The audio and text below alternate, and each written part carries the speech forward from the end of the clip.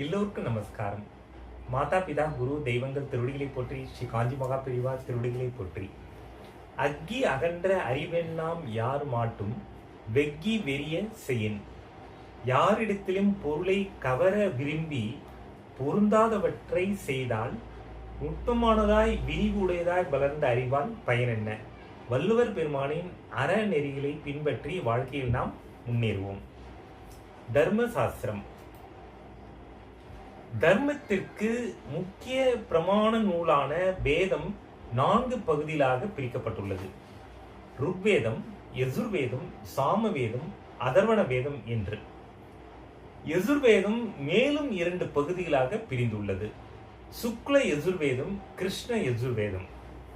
ஒவ்வொரு வேதத்திற்கும் சம்ஹிதை, பிராமணம், ஆரண்யகம், உபனிஷத் என 4 பகுதிகள் உண்டு. ஒவ்வொரு வேதத்திற்கும் சம்ஹிதை, பிராமணம், ஆரண்யகம், உபனிஷத் என 4 பகுதிகள் உண்டு. ஒவ்வொரு வேதத்திற்கும் பல சாகைகள் உண்டு.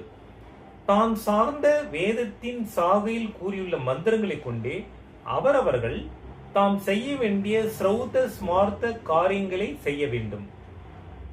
இந்த சடங்குகளை செய்யும் முறையை அந்தந்த வேதத்தை சார்ந்த ரிஷிகள் தொகுத்து அளித்துள்ளார்கள். அந்த செய்முறை தொகுப்பை சூத்திரங்கள் என்பர். சூத்திரங்கள் 4 வகை: தர்ம சூத்திரம், கிரக சூத்திரம், ஸ்ரௌத சூத்திரம், சுல்ப சூத்திரம் என்று. இவற்றை பொதுவாக கல்ப சூத்திரம் என்று கூறுவர். தர்ம சூத்திரம் அவரவர் செய்ய வேண்டிய கடமைகளை தொகுத்து நமக்கு கொடுக்கும். கிரக சூத்திரம் வேள்விகளை தவிர பிறப்பிற்கும் இறப்பிற்கும் இடையே செய்ய வேண்டிய சடங்கு முறைகளை தொகுத்து நமக்கு அளிக்கும். ஸ்ரௌத சூத்திரம் வேள்வி முறைகளை காட்டும். சுல்ப சூத்திரம் வேள்விகளுக்கான மண்டபம், வேதி முதலியவற்றை அமைக்கும் வகையை குறிப்பிடும்.